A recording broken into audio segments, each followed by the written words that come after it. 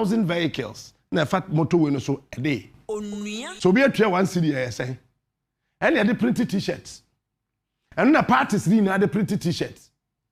And one of the parties the year with the mamen fan on tournament call. The champion MP. MP or your papa. MP or dwene dachi nipa ho. What did I'm trying to say? And your MP be catch am say me nkodi meto. That me catch am say me wo tumi bia wo krom ha. Kase se kra Sam George wa try MP. Kampe position kakraka be the man. We are the papa. Yeka. Go for to krom ha na edi Sam George atem so omu ade. On say dru gay so no. Wọ́n amusi wọ́n mu bu ade o krom ha no when you obi a wo na wo se so ono de obu no ho wọ́n say when you obi anhuri engina Sam George eso kwasia na suru nyansafo what I say eso ye kwohwe Sam George asum ewo Islegon na muti krom ha sere edu turumu no on say o papa tifia aka na no atum eso kwasia na suru nyansafo edu turumu no wo papa tifie wa ye din ontimi kasa Sam George when him say gay foi as soon as you raise your voice say you want say one moment succeed pepepe they target you internationally Sam George a young Ghanaian enya sa kukudro no at risk the life na me train me shade Anke Sam, what's been kamache? I salute you this morning, sir. I salute you too. I hope everybody's fine. Oh, nyame adom. Wo ho de aye wo ho. Cause ye to pa de ye ndi ye to da. Nyame kan ye ho. Ai. Mami musa sa kukudro no efri him minim sa wonyo obi a wo ye just no anybody can just roll you over there. No, minim say wo ye tough skin. But this one there, I know she. Who go find him? Nyame. Me the share nyame. Okay. Esan say me angasa me to meet na se na me dwen ho a na me bisa me ho say ho kan na so ma me. Me ho o hawa any ensema wo mu dia so me this past few months now. And not just me, but even me ma and me just a short period. Me to me be some most identical and me at the way, but at the end of the day, say I'm a cano. Nyame nim bibia or she. Na I don't know. I have to say bibia be she me mu. I just say me ya me home to me. And say the menim say nyame and I'm sure senior nyama no siko senior Ghana for dodo na asori etaiche no nkofo af wo mu pese wo beti me din krapo wo mu ina epie se wo mu tai me colleagues no yechi a me hu say nyame nsan wo but na nyame nsan wo okay and see we the me the best nyame na amasa kutronaba I am not say obi sorry say there's LGBT 10 plus if we was your agent so be kan o asema ya na ya target locally and internationally say with security to say are you safe Mission nyame nsa na menim se ono ne mi ahase no ono mbedrewe ye obi biara eni ho a obe oni nyame betimi akon a obedi nkonim amenia esese me as an individual personally there where yayenia esese I mean but I still go around I am me obi biara oni me ye no say there's a certain style of life I have insisted on having. From my days in the office of the president, I'm a big DMP. There's a certain simplicity to my life, and that will not change. But at the end of the day, yes, I mean, say, the beer ni hoa. That be at the back of the catching group. I say, me suroche. Essence say, me say, me kwan na me wono. Every nyame ho. Bema ana Obabia Obana Wono. And to me, Jimmy. Wow. I just say Bema na Wo. But say Obana Wo, and to me, Jimmy. I just say, I'm saying, me brasso. And see, that is my ultimate confidence. That's my ultimate security. Are you threatening messages, calls, messages, threatening your life? Oh, and at the early stage, part of the come drink means me come drink. Now we send them a message. Now we frame it with unknown numbers near the idea. I decided to say, okay, we are meant to make show. Now means so, mama, may be.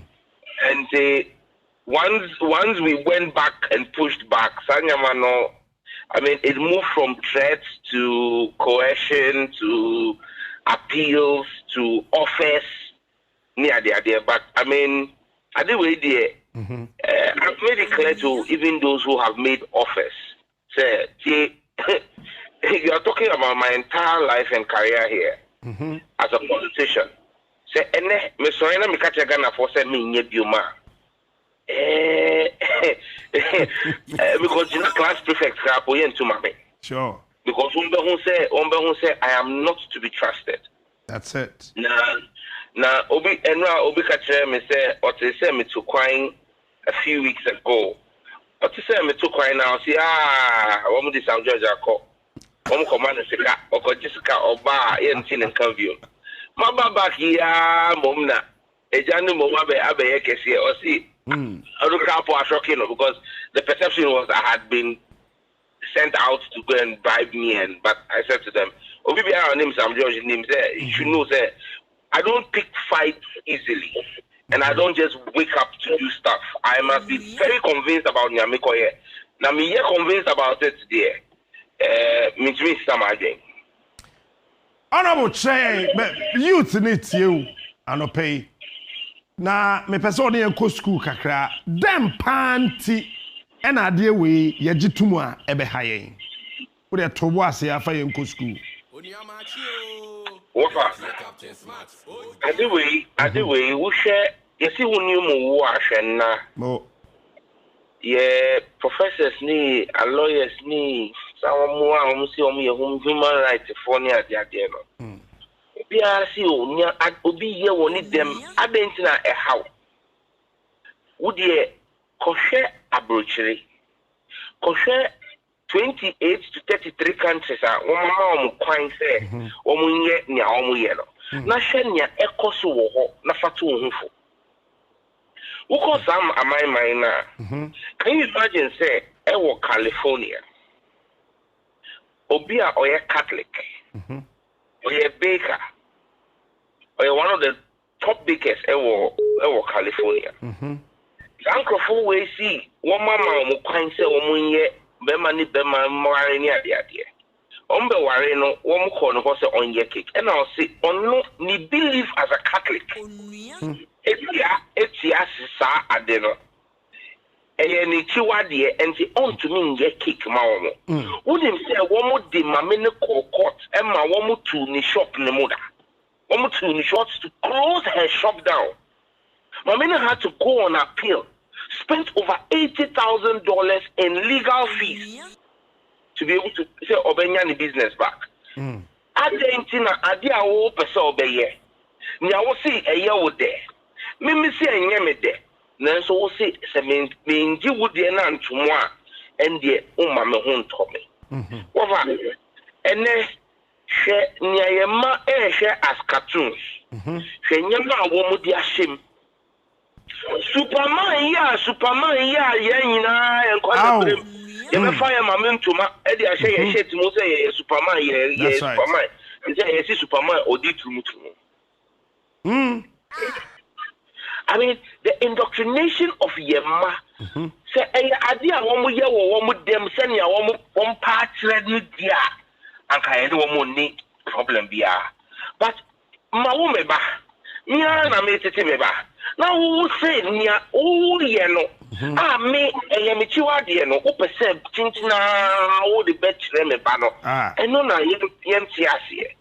Now, almost say, and for or how be a man, would you share near member only member dano, share near Eddie HIV/AIDS. Now, when him say, Sao only member dano, one with the woman share, one with the woman Akatadia, and I friend saying, one with the Akatania, one with it's only Bemano Kodana on your HIV, and I said, Mr. Fajo, we want almost see any science, no science, the chair say, Obi Benya AIDS now, AIDS, every sex more. Mr. Fajo, Woofa, Sebi produce, Woofa, it's the chances of Benya AIDS, yet 30 times more than the Woofa acquire, but Yamiankasa say, Yemfa. Okay. And see, there is a 30 times more risk of getting HIV. Okay. So we have anal sex than vaginal sex. Now, only ni yonko bema kodan onya HIV na. Now, besi na odi abema ni yere. Ow. Na odi sign ni yere. Now odi man ma. Because when him say enya only through sex now to me.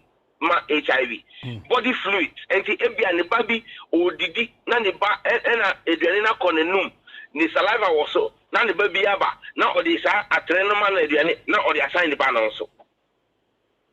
Now, antiretroviral drugs are using Wagana, are buying and subsidizing drugs. No, Sassika now buying the subsidy of antiretroviral drugs. No, Saka HIV/AIDS for no eco forma anka Saskano. You bet to me the sequine, the air coin, and the school dying.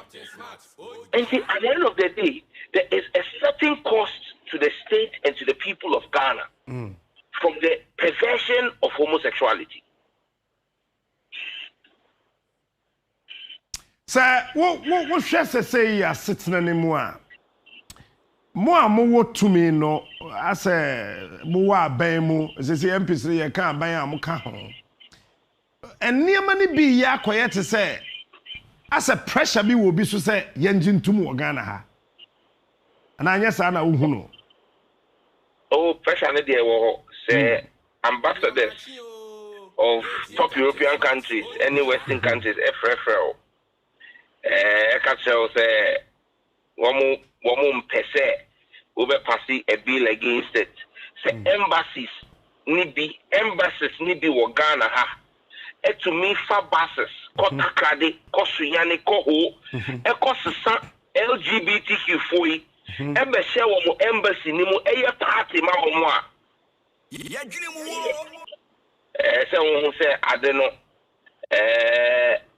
it is deeper and worse than many people know. Now, sir, what share me your time? I share interview no on CNN with Larry. Yeah. Me to me who says now, I said you were charitable with your words. Sana me who at a point nice obu ye fukakra. Well say mwana mwachire and say so we interviewer and ye host no kwana woni ne kasa. Exactly. Woma omuchi nsu na woni wo kasa. And the host no there sebi tafracho sebi kafra obetumi aye kwasiasem na so obi a otifia o tie no ono ondi kwasiasem bia and so odi host ni chia na hwe ya and you see when you're dealing with people who support the LGBTQ now oma ye said the 1% one be discussion no in a very illogical way. Okay. 1% be emotional. And when we emotions ni kasa se bitafrache nyansa bi enim ba be frame. So one say here we be do omechi and then the substance of what you are saying will be lost. It becomes a contest of emotions. And say and then uncomfort to me say oh interview koye because nyame ya dom for us to be able to control our emotions, not to get carried away. Anka, we also got emotional. Anka interview, it would have been an eyesore. Let me put it that way. When him say, I branch no interview no way and small. Wow, who ye? Oh, I know they mean me come as them keke. But who said no on one case why confused? Em say asem no emotions na over no because I don't know who, even if you are a practitioner and now you are a supporter, interview na no private conversation. So only will be a private conversation. Now, me with some of the pro people are a private conversation now, and to be getting very, very heated. You must say, but we a professional worker. We a global television.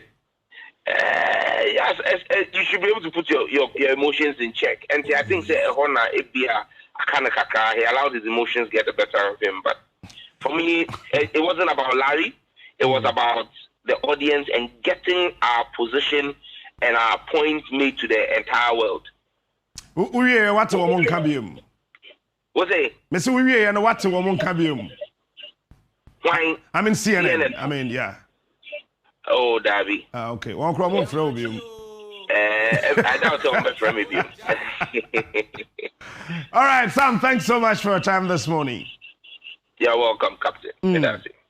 And I say, MP Papa, abeje can time ni bi. Sure, time ni kopa. But me pese me busa Ghana penny for say. Money me the NTA. Ghana for munti o. Car toba o madwunu mu a, o mu ni break no. The enti ne say. One to petrol. One to diesel. Car ne say ya. Enye won ne maintain it. Enti say one more to cars na. One wen and one say ya to aba. The enti aban to petrol mu a. When we wa ban mu sori ana wo defend and say aban no on to fuel. Enti emfa ho. Me say ada meka fuel coupons a de che okrom ha ho asem no. No hu ka ban bo. Say de acha. We yam be hyew. Na sente sa, nyansa ben pa na wom say. Wo be kwa akokra ka mo no de abeguru Ghana. Na se ka na me nyusu. Esoro kwasia na esoro nyansafo. Eti sa wo de class we no. Say December kura na yedi kogu ho a. January, February, March, April, May, June, July, August, September, October.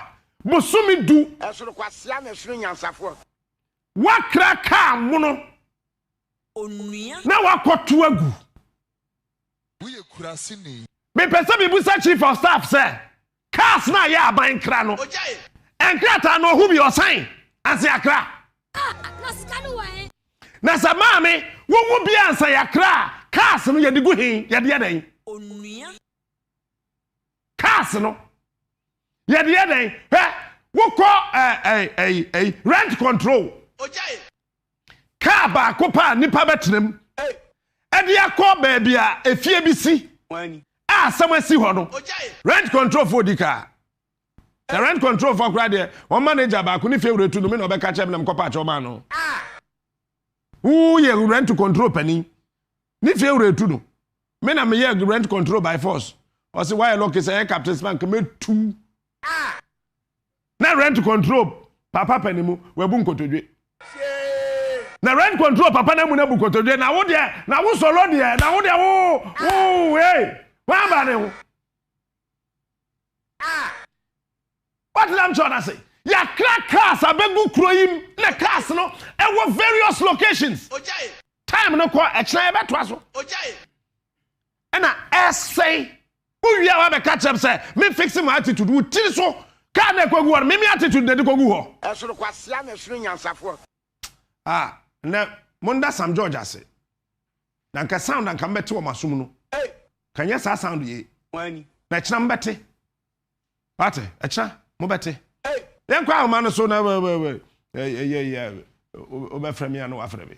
Oniamachi o. Am buku Captain Smart. And so I say. Uko school there ma you were class captain. obi wala line so And a football mu ye wo captain. obetumi afre yes say kura phone line kura ya announce and crofo card aye o the taxi Where da nenye. obi kura nya bi o de be ye Uber ni Bolt and crofo pe cars ni bi God is am Mr. Chubu Safa car ni kura to so mo fa car ni kura to so na ni crofo pe car we bi Edi aye adwuma wo de farmer Ghana mabunu work campaign fa cars ye gu hei cars na ye nkofie no yem fa ye work campaign na mabunu wo krom ha ne aduane ni onye sika han dan wanya bi atua bibi kakra jatade ato ahye mo se mo nya na nkwasiasa modicas we akwagu abonten na nsu oto na wiase no na nsu oto na wiase no na nsu oto na wiase no na cars ne gu ho na yasesa aban sika e de akoto cars we wo kokan yase menkasa we kurase ni we ye bewie na yasa asesa cars ye say oh cars no here maintenance na yase twa ho sika e de akomenteni car no yam bodam Dia wa homa no so teme nka mache a Onua machi Oh, me black captain, Major Oswa, me diade, champion, Kuseni, Adam sa, me free, Asama. Open you can say another power for me to say. me ho nya so san kwa sese mo be Me am to buta ho nya. Me buta o sa akra, ni kwa se me buta o. Because say wuru ben so kura no no kroma. Ya awre ho sam ye papa. Open you, debia na ya me bo aba so no, me so wo ye rare. Yakobon na you amagana pro. Because any say na ma mekanisa krom hampanyimfo sabe wa wutimi say ade say ya bro say ya die ni de mekanisa ya bro because car tie si we opani I'm telling you say ukwa ubagana ha anasa greater Accra ha driver sport fie a munya kan chikwa na nya ize it is a car we the government ma penticas we take ono mo dia ma we campaign samonye the we campaign na ye na mo fa years nto so dey 2 years e so to metia e kan wi a e di kan ye e ti panifo agukuro mu akwa wo nwa wo dia se e ti white man sabe wo be yes abro we bro ni yes abro we da abi before ye ya bro too much wo kwa ma no ne abro tire apani enya bro ye jimi wo kwa abro tire e chese ya wo te me se enya bro ye jimi Jimmy because wo kwa abro tire amro fo no mu ti obi oye campaign adwuma kwa ya America o de ko adwuma ami ga panifo promo mo ti mi dodo o mu tia nyansa na Jimmy semu e masa ya so ta semu so masa e ba ge ma ba gi semu ni nya me nya adwuma ma kraka kas na ye kraba gu krom asa kas me sa ana kas so mo kraso ba mo nyu so kas no information service woni car information service they don't have cars hey me fa ko bia biom information service wo mu nika nonsense information service wo nika ayi ye fancy kwafo ya omo ministry of gender ikwa omo hwe nkwada ne ma ye die ye fancy social welfare for wo mu nika kwa sama kwa na makwa krakas dia begu abonten na wie to na nsu ohye wo wi abaka tem se ene Ghana from tax tia ene ye tia tax ene ye ya na mo bon kwase abesia mo yare nkwase yare ya mo se mo ntiase mo se mo ntiase ene so atase Esoro kwasia na esoro nyansafo ya sisa millions of dollars akwa kraka akwato ka na gunwuram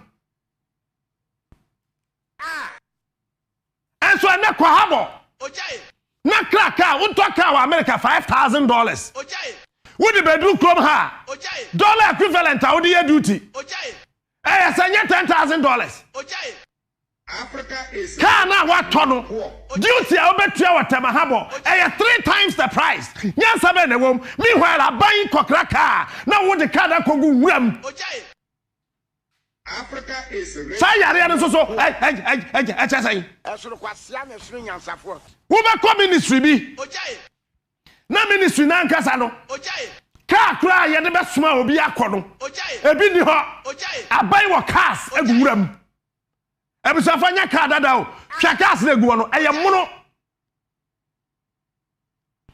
German cars brand new VW 2020 model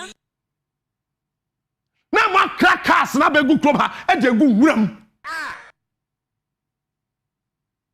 chesai And now we from your cutting. Now when Jim Savia, VW for now, President to do one by, you know, one more cast in Libya, Ocasa Bruni Abre. O since opina. Ocasa Madrid, you want to say, na say, you want the office and come back. Ocasa brought for the woman in Yansa. Now I bet Jackass Neguho. Say, my Yakas or Ghana, with the Gurem, Messama Chiako. Cast now about Habaye and a Kulano. Yes, he had talk. Yeah, Ghana, VW near pet. Jack, for time, I confirm VW, a phantom. It's a phantom or a phantom or a day. Okay, now roads ministry. And the cabinet ministers in the use that was the saloon casa. Now cabinet ministers in the use. A mood do fefe. Ghana from pet. Ghana had a Toyota near him. Because more company for Toyota nampe. Who quite far dear way by G then crum her. Pan and talk. Now must have carry Sicadia, Cotok Castle, and the good National Security Office one I had it. Come yard in him. Ha? Come yard in him. Now Ghana Police Service, and here cars. And ya quetia crime, I will come her. Na cars way a good me say, hey, Sunday no, I dear betching Monday and bedjuma. Na me quartet bro. Me share prison for car pa rade. Me pake ya share car ni te. Car ni bua to pache chimpanzee ya body sisi aba.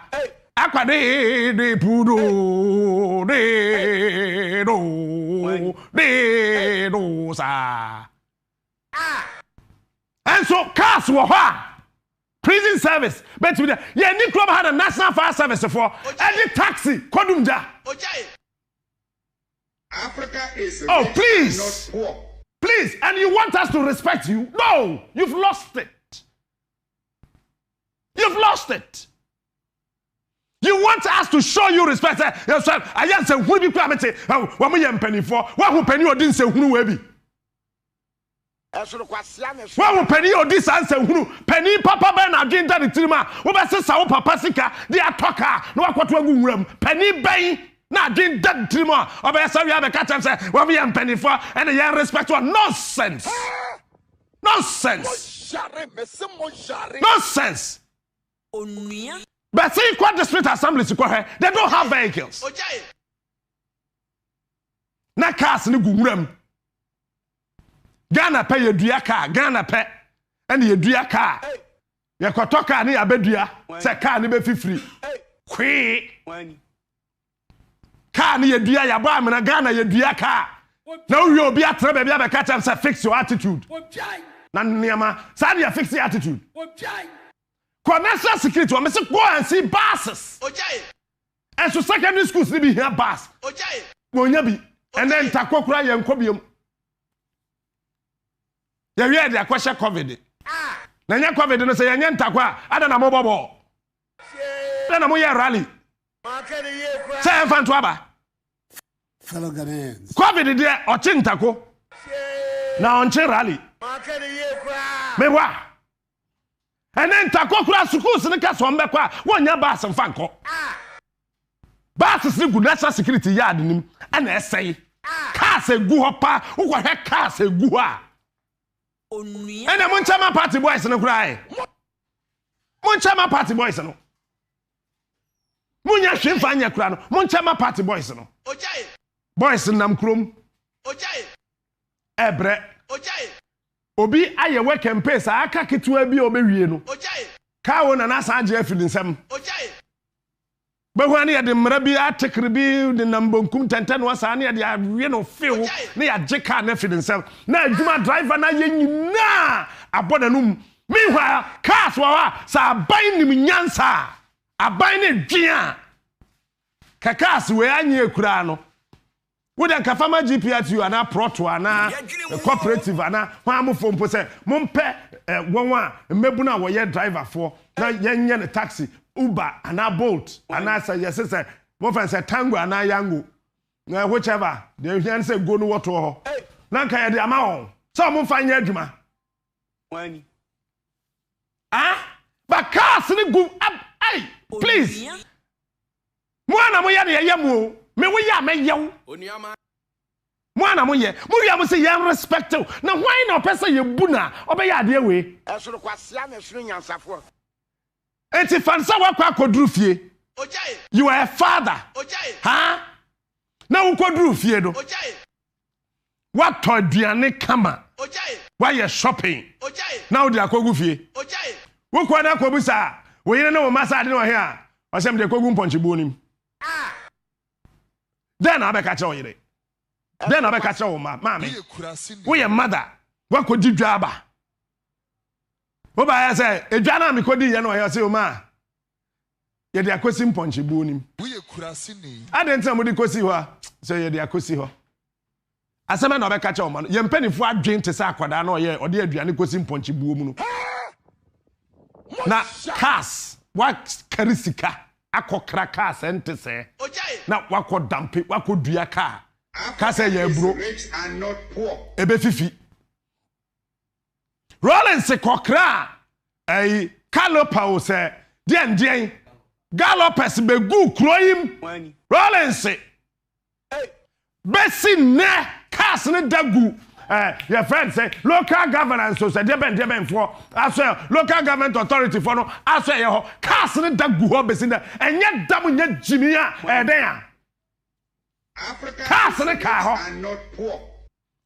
je ku fo fi abam edu ba bi na say pedi pastor say 412 vehicles mun use auto na cars ne pro cars I wo mo kraye it is all realize ya the last 6 months of the administration and Ford MMDC is no be e de mono e baaye no mo so use Ford no de car ye no na sese e pa achew abaye ne say ese e pa achew wo ha no mo de aba oh no ma trouble for tintin de Fellow Ghanaians. say huna akwa car ne yedua e body e banji I shall protect the public purse. mo nye mama de ne ma anope ye mai ena ma bra me ho ase pa Onuama chi o. e she dwum ha mpanifo ina anunyam ne ma bra me ho ase pa she obi anunyam mo nye ade ne ma honorable kandapa cars na assume national security ho no o de ye enye say bia mo de your operation mo mfa nye operation ya hui because ye hwe car ne ties na esisi ho no ho a atacha cheche won tinya car de your operation cars no esisi ho meanwhile aban sesi ya me no ka say over 318 Land Cruisers esisi so bagana 2021 model Dubai spec and the of company no cry and the no company di ar na di kan onua and our cra no ye de ba den pa na ye de ba ya cra ya cars no cra ya kwan ni sua traffic yes I ekofa de abagu ha with all due respect hwe mpanifo mesre mo a majimi kakra ye onua ate eye Esoro kwasia na esoro nyansafo. mo ma dwen no nya adwuma why me mfa ofrefobia me mfa na mo ma nipa koma ye wo nya dodo Onuama chi o. Ye tie Captain Smart. Oja. person kwa edu heba stroke no ye nkote ne te ye firi wo say bam na wo ho atimi ato en roba ha say wa wote explanation no the man would stroke ho no ekọ baby a wo hye bia ne stroke no wo bia no ese o de ko no also wo stroke no na hypertension ne wo diabetes ne frem akobi pacho o bankasim be fikrum my former assistant headmaster hona na yere wo Mr. Abamyere hono wo wo from 0201 044221 ye beje wo so dodo classic ointment nso wo ho pimples na wo wani mu na be ha wadwen wo betimi so de sa ointment di asra na nsansan ne ekro ne ayam bia wo ho bia no nso etimi afiri adi ho a e wo utirim keka de bia wo bo ti po sister jai Bomode so benya classic ointment. Baby I turn ruby and obenya bi 0544 791 Yabeje oso dodo. Roxy and so say bomode ana bra na yemfa wonko Dubai yema wadwuma papa na ye wate. Edwuma de de akatua 4500 yo. Oso me didi free, ada free, asori free. Person me yenko. Number near 0592 848585 0592 848585. So na Charistic Ventures and so mechre Zahara. It is Zahara mixture and Zahara G capsules na diaba ebebo modern pa na infections bi a won hu bia no ebetu akọ. Doctor yi wa bin brutal nduro ni nyina ye correct. Be boost your immune system no so no huri ye gina wona so. Zahara man capsules na de Ayabisa Fredo Mrs. Obechra was sema who say yes, brand ye adwuma ofie ho. Niema koso papa.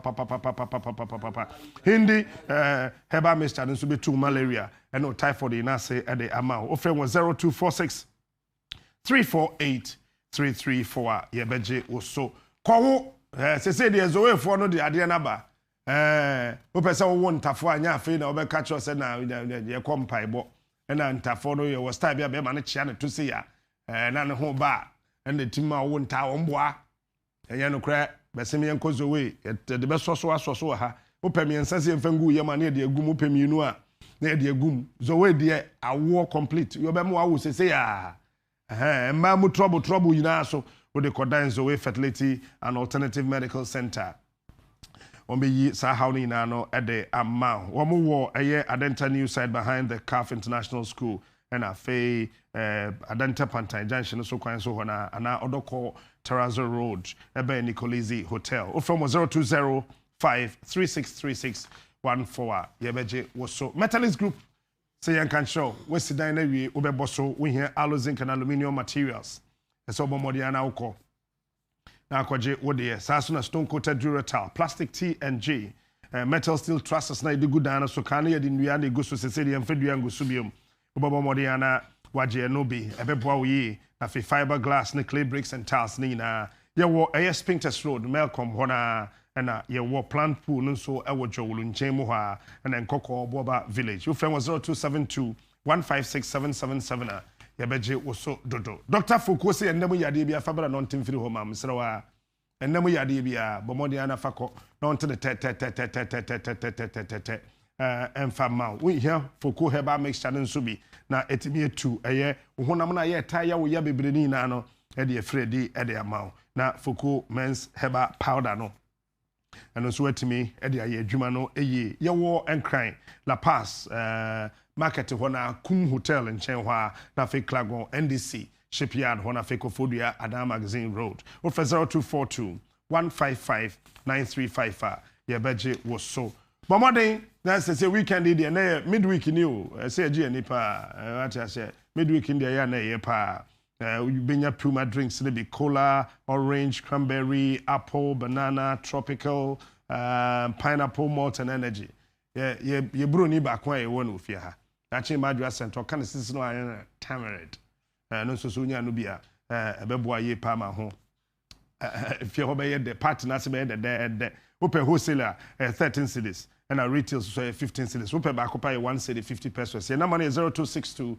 351 251 Food and Drugs Authority Ajiatum Dodo test from the state for ewa sika ye disi dan che wo dia ne se for asase ne kodan wo na fe won si na wo mfama and the kasam ne se wo si no na wo to ba be dwene wo ho ye si wi na wa betenem na wo de mfie dunum e de atua 15 years tua de kakran sa woni be ba ho so no na we tua wi wasan so ye fiura frame was 0246 339 226 na fe yenje wo so na yensi dan no emfama 360 Herbal Clinic there ko diabetes no mesa mo bi anka ncha say diabetes ni eduro any stomach ulcer obi obeka cha obi oboa na je ekotwa won so no na ye pam to aso dabi ulcer weduro Ghana had ye ulcer eduro okọ 360 Herbal Clinic e be ye firi ho de amount well timi aye fine pa untimi ndidi e mekota me ye ma na me bro dabi esa okọ 360 Herbal Clinic Mr. pa ye adwuma juada kosi juada wodi ane so beba teshi come to Junction opposite Joyce Bakery and Shaman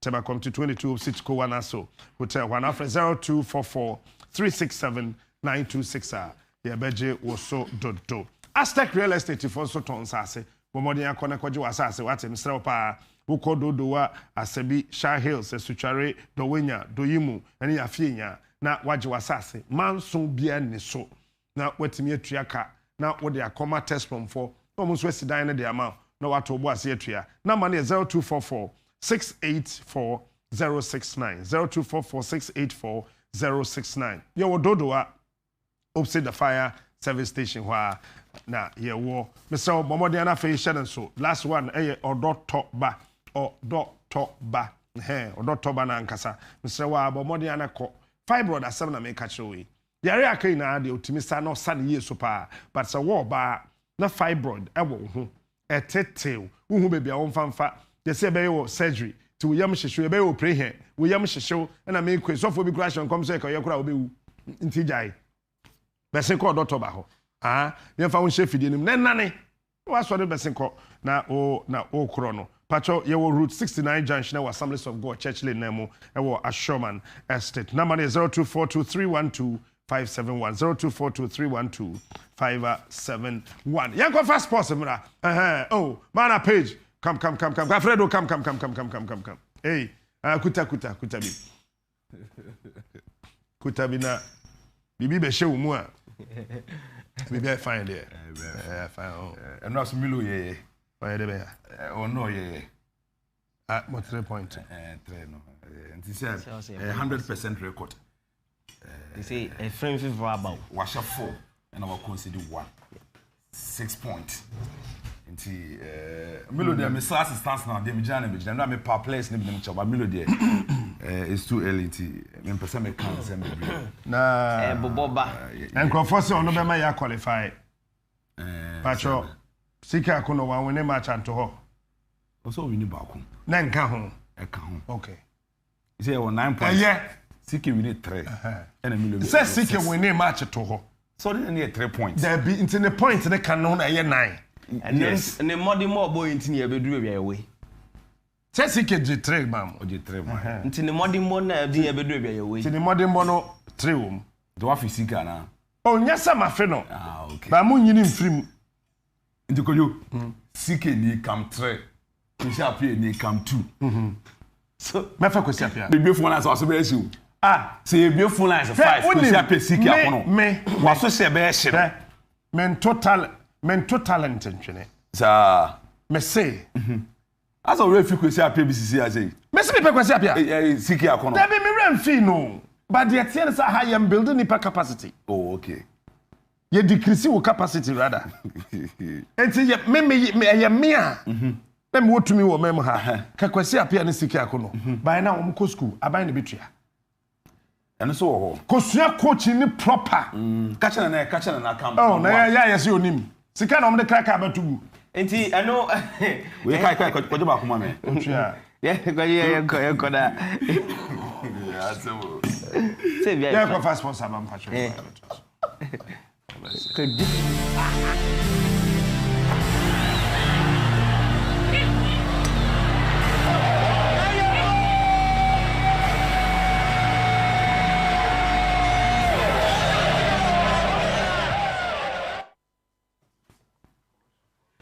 Anape usai mamunyina akse mamunyina kwa ba braso se anape na nemienu yesi kunya the very latest in the world of sports anape yehwe na yetimi ede esomo ewo ene unkasa enfoni so media the Alfred Teachment Isaac and Sa Peja wa hanra pe ni behwe ewo Zimbabwe obi man so na Blacks of Ghana SFM Zimbabwe eka ba ko ekomeguda ko ene omo entimi antana pe latest nom ye the ba coach Melbourne Ryan watch wakasa eda fan ran kunim de team eko so de are you say ran given one started there but organic coach Milo Edin Common some man or Kayem Yedemo Enchemo and Pine Okopim and so Madina Astrotef and so Super Cup and the Division 1 there and also a tough man there latest no yet but Oko the phobia team Nakacham and some crowd one a pair at Airpa Krobia Kumasi Asante Kodoko Dubai and Sam Dubai part 1 part 2 latest no and also yet Airpa Koko from Cruz and Ra and that's CR7 once again as a record and drop hat-trick and I pay a munchum and so on. I pay yet a pantake from now. At a certain watch of a boy and a Masaka cry to me upon him.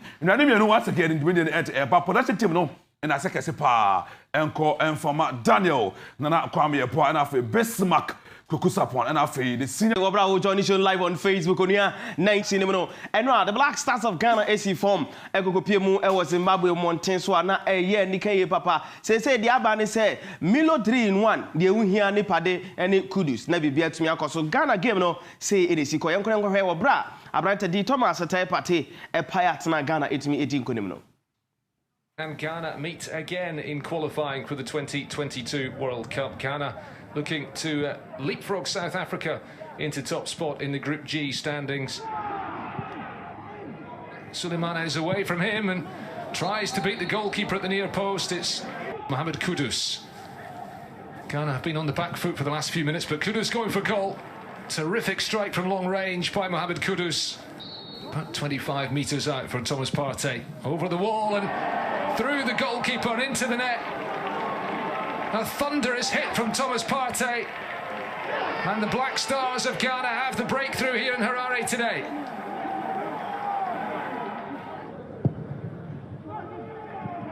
Over the head of the goalkeeper and blocked on the line.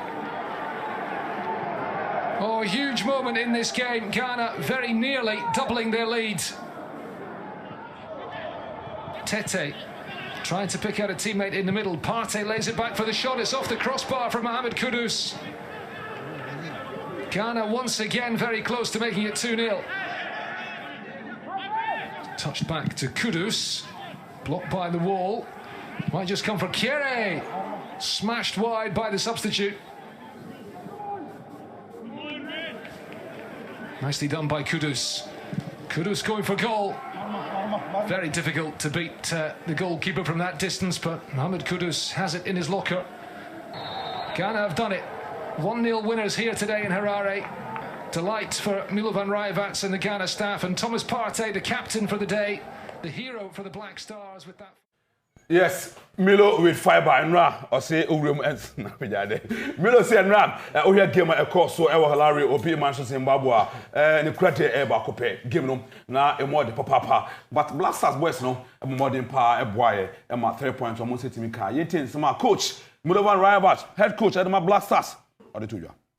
Yeah, this was a very tough match, as I said in the beginning, and it's a competitive match. So both teams were competitive today, and maybe we didn't see some beautiful football today, but you know, in some situations you just have to play for the result, and the result is the most important in the end. So,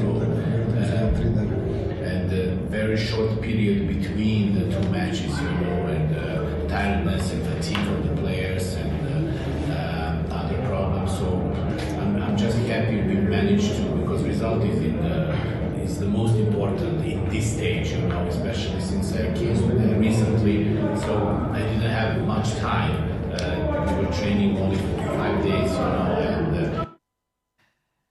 know, I know coach Milo needs somebody to Jana or Sunday Pierce and Ukraine or by Enche. Ghana for more support more than Eddie Amano players or no more the technical team in and so and more more than or no Milo no Nenia Sopa.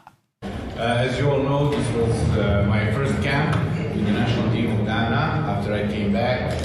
So I have to say that I'm really, really grateful to everybody here, my players, technical team, the medical department, equipment department, GFA, we all did this together. I felt immense support from everybody these days, so I really feel happy because we managed to accomplish our mission to win these 2 matches and to get 6 points so we can still be in contention for the World Cup. This match was hard as the previous one. I want to congratulate my players for their performance, also to congratulate the Zimbabwean team and their coach for excellent fighting and desire. So these matches were very tough, especially this. Andre Ayew Rami Morgan, Captain Fantastic. And my Black Stars will go and Abra coach Milo at the first 11 by now. Did Ayew Niti and Nimna Ghana Ha and some no IP soon. And my Mekai say Uruma, my head of sports. And maybe say, coach pa we did there you film but then they after the game paparazzi for Thierry Nyan and the Tomeko pim we bisa coach said na Ghana for ntiase the reason why we did the film they edit to just say before the game only coach Edin Komo and my coach catch coach said Master Philip some pains be kakra wom tinka be ya coach man kwan na nka on start game from benko so why not okwa me po you film nti chanchan na coach ampa ni nua ampa oyi ni film am the day you timi tena bet wey eye chechemu a Andre the day you am more go chechemu after say enra coach Milo in the first 11 It was not an easy time for me and especially the players, you know, we're in a period where I have to be there for the team. You know, we need every point is very important. But that sometimes you have to think about the collective, and I think that the boss did the right thing when we spoke that we shouldn't take any risk, the illness and stuff. So for me, I was just so happy that we have these 3 points. I hope that we'll continue like this, continue working hard, and I believe that victory will be ours.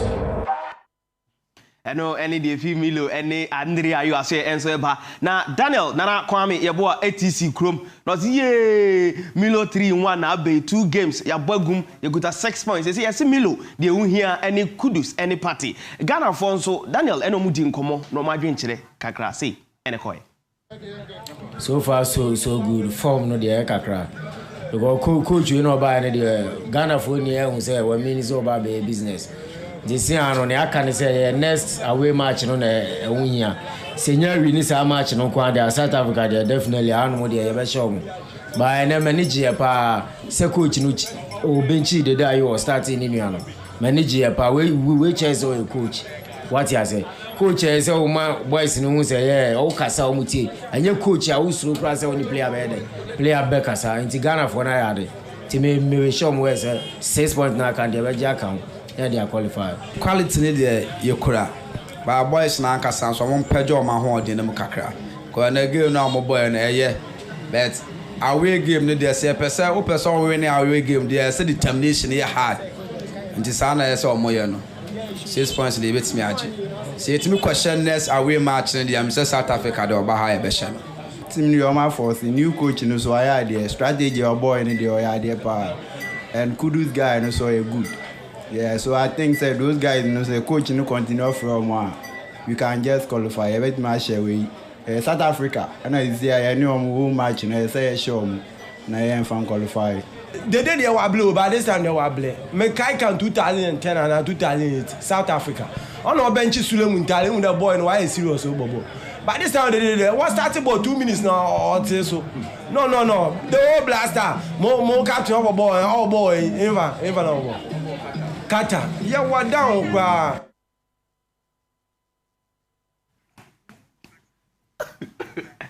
Hey, but no chrome how?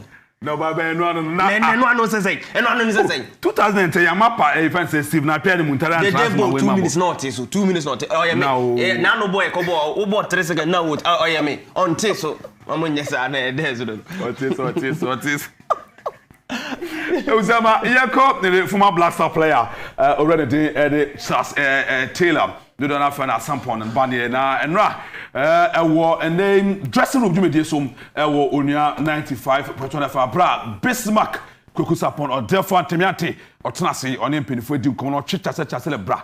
Now, we have coach Milo Juma Oya, Sempa, and I also be a Fahuno, Chasela, and the Chechemu, and my Bismarck, Kukusapon, dressing room Jimmy in summer. Chasela Eretuja. Oshaba, Milo buy too much is all we are. They were players and Obia Peso, I didn't know she gave me. It's in America, Blaster not yet, in your Bruni, because yet Ghana coach General with Maso Blaster man. To see a coach is all Ghana. Me who coach with Maso Blaster, or with me, I'm a player, so no other. I'm making me above Ghana for anybody because. Obi about official na coach ni ko player ko no very player because he be a player na do no he be onam na how ya head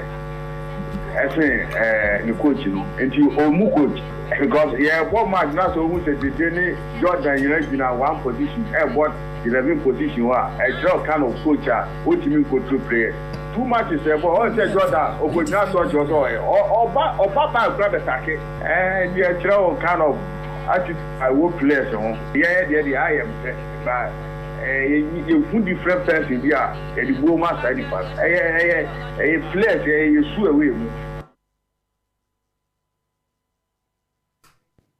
Yemfa yeni enchre other games no enso emu na unim say Ghana group ayo mu no Ethiopia any South Africa ewom sa game na hia ye na nke pesa nke ye draw na enso etifa so a South Africa e share ka ba ko a Ethiopia entimi ante yenko ne hore say the game no esi ekoye. They welcome Ethiopia to Johannesburg for this return match in the double header. Well, there is the standings as we see at the moment.